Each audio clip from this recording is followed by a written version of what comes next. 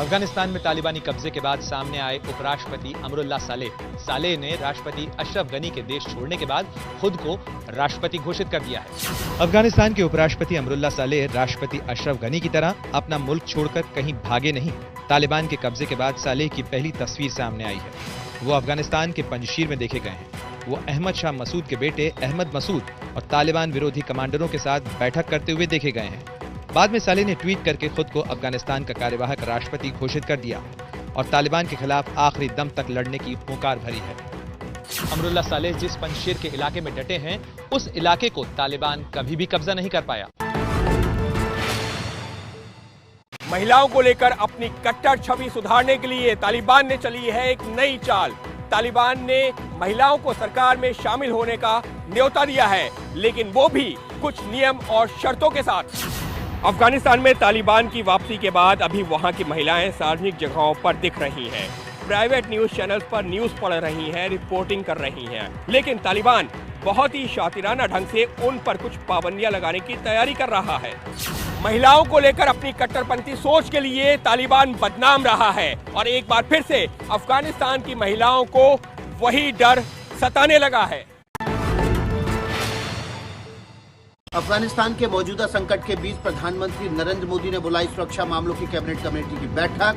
अफगानिस्तान के हालात पर विस्तार से चर्चा हुई। प्रधानमंत्री आवास पर यह बैठक शाम को हुई, जिसमें प्रधानमंत्री मोदी के अलावा रक्षा मंत्री राजनाथ सिंह, गृह मंत्री अमित शाह और वित्त मंत्री निर्मला सीतारमण शामिल थे। अमेरिका में होने की वजह से विदेश मंत्री एस जयशंकर बैठक में नहीं थे। बैठक में एनएसए अजित डोभाल ने अफगानिस्तान का अपडेट रखा। भारतीयों को निकालने में आने वाली चुनौतियों को विस्तार से कैबिनेट कमेटी के सामने रखा गया। बैठक में बताया गया कि सभी भारतीयों को अफगानिस्तान से निकालने के लिए कोई कसर नहीं छोड़ी जा रही है। प्रधानमंत्री नरेंद्र मोदी अफगानिस्तान के हालात पर पल पल का अपडेट ले रहे हैं और पूरे मामले पर उन्होंने पहली नजर बनाई हुई। दुर्गम पहाड़ों से शहर में आए तालिबानियों को लुभा रहा है काबुल। अफगानिस्तान की राजधानी काबुल में तालिबानी जिम करते हुए और मनोरंजन पार्क में खेलते हुए नजर आए। 20 साल बाद काबुल में दाखिल हुए तालिबानियों के लिए ये चीजें कौतूहल जगा रही हैं। जो किसी जिम में घुसे तो वहां रखी मशीनों के साथ कसरत करते दिखाई दिए। ये उनके लिए एकदम नया अनुभव था। अब ये दूसरी तस्वीर देखिए। ये काबुल के किसी अम्यूजमेंट पार्क यानी मनोरंजन पार्क की है, जहां तालिबानियों ने बिजली से चलने वाली बम्पर कारों पर कब्जा जमा लिया और उन पर सवार होकर बम्पर कारों के सवारी का लुत्फ उठाने लगे। तमाम जगहों पर मारकाट और लूटपाट करने के बाद अब वो शहरी जीवन का मजा लूट रहे हैं। क्या इस बार अपनी कट्टरपंथी छवि बदलने की कोशिश कर रहा है तालिबान? तालिबान के कब्जे के 2 दिन बाद भी प्राइवेट टीवी चैनल पर महिला एंकर और रिपोर्टर नजर आ रही हैं। हिजाब पहने हुए अफगानिस्तान के टोलो न्यूज की महिला एंकर बेहेश्ता आज भी टीवी पर नजर आईं। तो इसी चैनल पर एक महिला रिपोर्टर भी हिजाब पहने हुए रिपोर्टिंग करती नजर आई। यही नहीं, तालिबान के नेता भी प्राइवेट टेलीविजन चैनल पर जाकर अपनी बात रख रहे हैं।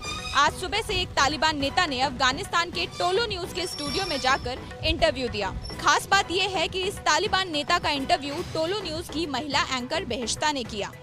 तालिबान की ओर से लगातार बयान जारी किए जा रहे हैं कि किसी को डरने की जरूरत नहीं है, लेकिन तालिबान का बर्बर अतीत लोगों को दहशत में डाले हुए है। काबुल में तालिबान ने की रक्षा मंत्रालय के बाहर तगड़ी किलेबंदी। भारी भरकम हथियारों के साथ तैनात किए अपने लड़ाके। काबुल में अफगानिस्तान के रक्षा मंत्रालय को तालिबान ने किसी किले में बदल दिया है। यहाँ चप्पे चप्पे पर हथियारबंद तालिबानी तैनात हैं। एक एक तालिबानी कई आधुनिक हथियारों से लैस है। यही नहीं, रक्षा मंत्रालय के बाहर बख्तरबंद गाड़ियां भी कतार से तैनात हैं। हथियारों से लैस तालिबानियों के साथ सेल्फी खिंचवाने वाले भी कम नहीं हैं। वैसे यहाँ से गुजरने वाले हर शख्स, हर गाड़ी पर तालिबानियों की बारीक नजर है। सुरक्षा के इंतजाम ऐसे हैं कि हथियारबंद इन तालिबानियों के हाथ में वायरलेस सेट भी है। अफगानिस्तान की राजधानी काबुल पर तालिबान ने रविवार को पूरी तरह से कब्जा कर लिया था। अब पूरा अफगानिस्तान पूरी तरह से तालिबान के नियंत्रण में है। काबुल एयरपोर्ट पर फंसे हुए हैं भारतीय मूल के 17 अफगानी नागरिक। दिल्ली सिख गुरुद्वारा कमेटी ने विदेश मंत्री से की उन्हें वापस लाने की अपील।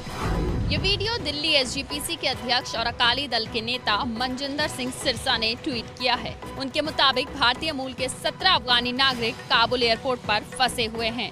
उन्हें जल्द से जल्द भारत लाया जाए। 22 लोग तो ये हैं जो हमारे भी जानकारी, 120 लोग ऑलरेडी गुरुद्वारे में शरण लिए हुए हैं जो गुरुद्वारे से बाहर से आए हैं। तो 320 लोग एक हैं जो वहीं के रहने वाले हैं, वहीं के वसनीक हैं और सारे शहर छोड़कर अभी काबुल में हैं। और 22 लोगों का कल मुझे ये जो संपर्क हुआ 17, 1 और 5 है। काबुल में भारतीय दूतावास कर्मचारियों और आईटीबीपी जवानों समेत 150 लोगों को आज ही वापस लाया जा चुका है, लेकिन बाकी लोगों के लिए क्या इंतजाम होगा ये अभी साफ नहीं है। अफगानिस्तान से विशेष विमान के द्वारा जामनगर वायु स्टेशन पर लाए गए यात्रिकों ने जामनगर पहुंचते ही वंदे मातरम के लगाए नारे। भारतीय वायुसेना के C-17 विमान से करीब 150 भारतीय जामनगर एयरपोर्ट स्टेशन पर उतरे तो उनकी खुशी का ठिकाना नहीं था। उनकी अगवानी करने वाले लोगों ने उन्हें फूल मालाओं से लाद दिया। इससे उत्साहित लोगों ने बस में बैठकर वंदे मातरम के नारे लगाए। लेकर आए हैं बिना किसी नुकसान के, इसे चैलेंजिंग जगह से लेकर आए। कहाँ से आए हैं आप? कौन से शहर से आए हैं? नहीं, हम लोग अभी काबुल से आए, आप सबको मालूम है। वायुसेना के विमान में राजनयिकों के अलावा आईटीबीपी के 100 जवान भी शामिल हैं, जो कि काबुल, मजार शरीफ, हेरात, कंधार और जलालाबाद में भारतीय मिशन की सुरक्षा में तैनात थे। अफगानिस्तान में भारतीय राजदूत आर टंडन भी इस विमान से भारत लौटे। इस बीच भारत सरकार ने एक बयान जारी कर कहा है कि अगर जरूरत पड़ी तो भारतीयों को निकालने के लिए और भी विशेष विमान काबुल भेजे जाएंगे। अफगानिस्तान से जिन लोगों को रेस्क्यू करके लाया गया है, देख सकते हैं कि वो किस तरीके से जब निकल रहे हैं तो कुछ लोग जो है फूल भी बरसा रहे हैं। कुछ यहाँ पर अधिकारी भी हैं मौजूद, हम कोशिश करते हैं कि इनसे भी बात कर सकें। कमांडिंग ऑफिसर हूँ रविकांत गौतम। अच्छा रविकांत जी, कितना मुश्किल रहा ये ऑपरेशन पूरा? ये काफ़ी चैलेंजिंग था, लेकिन आईटीबीपी ने अच्छा किया, सारे लोगों को सुरक्षित लेकर आए। आप जब वहाँ पर पहुँचे काबुल में तो किस तरीके के हालात थे, कितना चैलेंजिंग ऑपरेशन? देखिए, काबुल में हमारा डिप्लॉयमेंट बहुत लंबे टाइम से, आईटीबीपी कमांडोज काबुल और 4 जो कंसुलेट्स हैं हमारे, अभी उनको विड्रॉ कर लिया गया है, रिलोकेट किया है, उनको देते रहे सुरक्षा। और आज तक काफ़ी सारी हम लोगों ने जितना अच्छा कर सकते हैं किया है देश के लिए। और आज भी इस विषम परिस्थिति में तो आप लोगों को जब रेस्क्यू करके लाया गया है तो वहाँ पर जब आप लोगों को रेस्क्यू किया जा रहा था तो कितना मुश्किल था, क्योंकि आप लोग जो डिप्लॉय थे उस समय हालात दूसरे थे, लेकिन अभी जो बदल चुके थे? नहीं, देखिए क्या है कि रेस्क्यू हमें नहीं किया, हम लोगों ने इंडियंस को रेस्क्यू किया है। और ये पूरा मिशन का EOI का एक ऑपरेशन था। तो कितने इंडियंस को आप लोगों ने रेस्क्यू किया? नहीं, ये डेटा जितना भी है ये अभी मैं नहीं दूंगा, ये ऑपरेशनल डिटेल्स हैं और ऑपरेशन के बारे में भी हमको स्पेसिफिक डिटेल्स नहीं देंगे। बट ये है कि काफ़ी चैलेंजिंग था, जिस पर आईटीबीपी बड़ी खरी उतरी है। अफगानिस्तान के काबुल से आज 150 भारतीय भारत पहुंचे हैं और हम आपको मिलाते हैं जर्नलिस्ट कनिका गुप्ता से, जो लगातार काबुल में थी, वहां के हालात पर रिपोर्टिंग कर रही थी। वो भी आज अपने वतन वापस लौटी हैं। कनिका, आपने एक फ़ोटो ट्वीट किया जब सबसे पहले आप भारत की ज़मीन पर पहुंची, उस समय क्या आपको लग रहा था? और मम्मी को देख के आपने हाथ हिलाया था, उस समय क्या फीलिंग? यार, I was working in very difficult conditions में, बहुत ही मुश्किल कंडीशंस में काम कर रही थी। तो आई नो कि इन लोगों के लिए कितना मुश्किल था एज पेरेंट्स। मेरे ये हर समय न्यूज़ देखते रहना और ये देखते रहना कि मैं कितनी डेंजरस सिचुएशन में हूँ। कई बार मैं बहुत डिफिकल्ट सिचुएशंस में फंस भी गई थी। किस तरह के हालात वहाँ पर हैं? जो आप क्योंकि रिपोर्ट करी थी, आप इसको काफ़ी करीब से देखा है आपने। Taliban has fully taken over the city. अभी वो बिल्कुल पीस एंड सिक्योरिटी वहाँ की मेंटेन कर रहे हैं।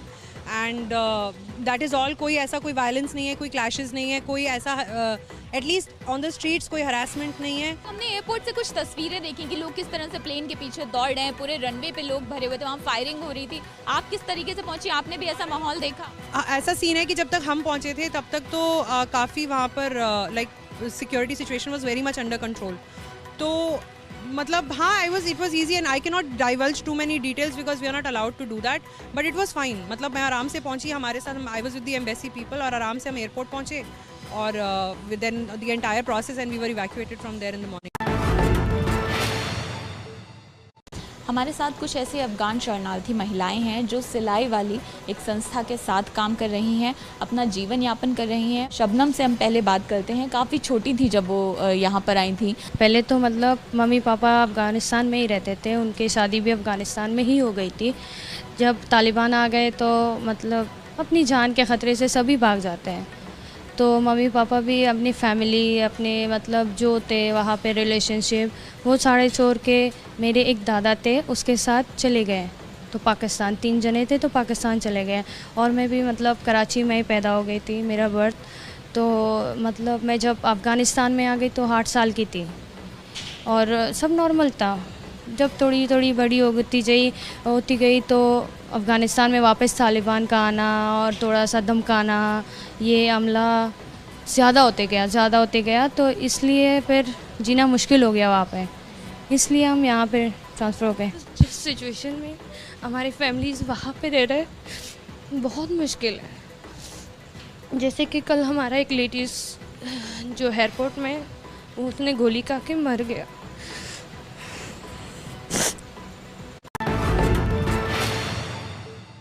अमेरिकी रक्षा मुख्यालय पेंटागन में भरी प्रेस कॉन्फ्रेंस के दौरान रो पड़ी एक अफगान महिला रिपोर्टर। पेंटागन के प्रवक्ता से सवाल पूछने के दौरान हो गई भावुक।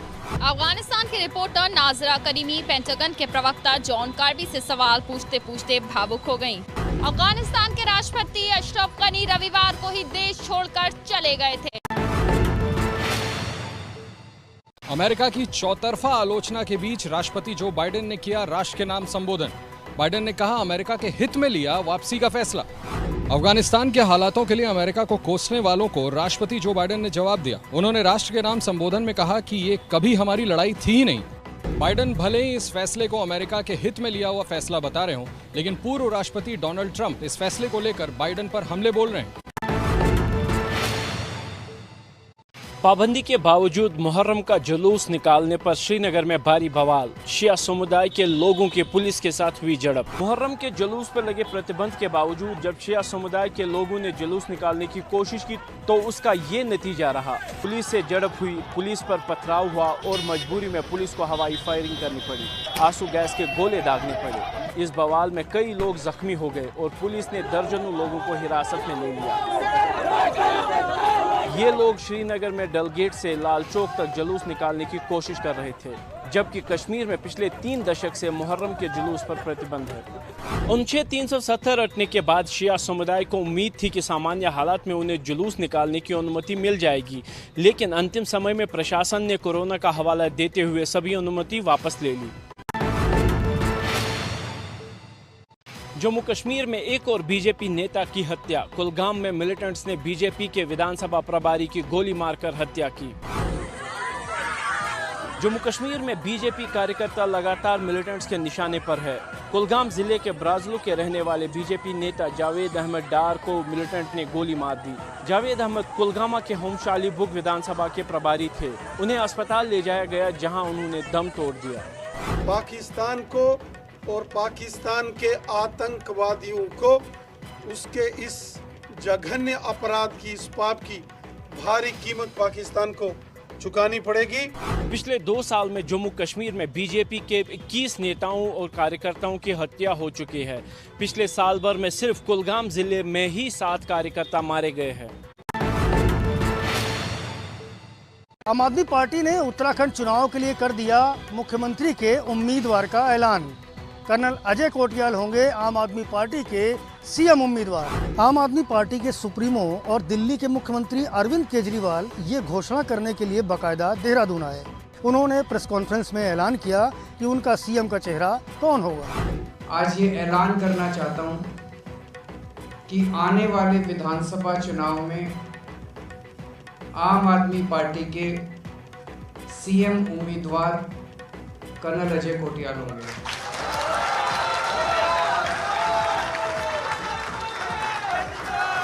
उत्तराखंड में अगले साल की शुरुआत में विधानसभा चुनाव प्रस्तावित हैं। आम आदमी पार्टी पहली बार यहां से विधानसभा चुनाव में उतर रही है।